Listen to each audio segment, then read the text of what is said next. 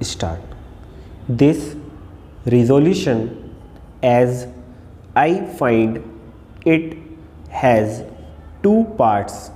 The first part relates to an inquiry into the monopolistic hold of foreign owned and foreign controlled advertising agencies in India. The second part is in regard to the desirability of government taking advantage of Indian advertising firms in relation to its advertisement of nationalized concerns, railways, and so forth. In so far as the first part is concerned, I do not think that is necessary, and I do not think that we have any need to inquire into the working of foreign owned and foreign controlled advertising agency firms so long as it is the policy of government to permit foreigners to operate in this country. I do not think that if there is a private sector, they should be subject to frequent inquiries in so far as this part of the resolution is concerned. I am afraid I cannot accord it my support, but in so far as the second part of the resolution is concerned, there is absolutely no conflict between my head and heart in giving my full support to that part of the resolution. It is difficult for me to adduce arguments in support of this very desirable proposition, as I do not know what arguments could be advanced against it.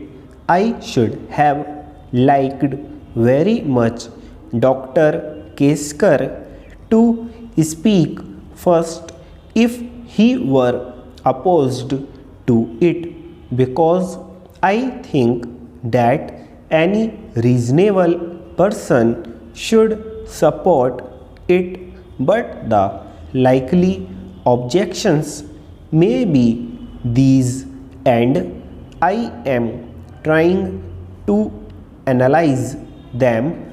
First, it might be stated that it might mean discrimination, but I do not think that argument holds water, because there is no question of discrimination involved. Government have done out in different fields of activity in assisting and furthering Indian participation, progressive Indianization of services, and so forth.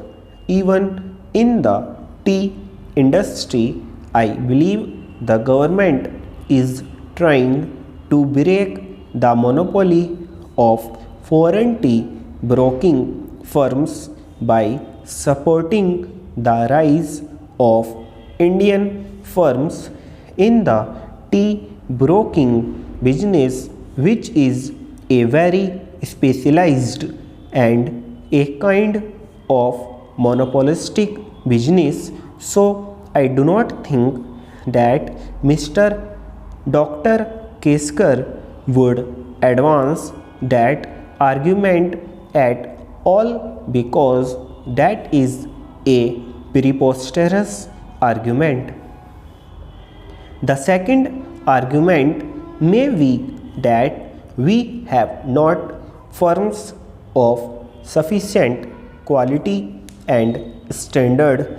Now let us first examine whether that proposition is true. I submit that that proposition is not quite true, although in reply to a question by the mover of the resolution, the Honourable Minister for Information and Broadcasting did say that they sometimes find themselves in difficult weather when they had entrusted advertising business to Indian firms.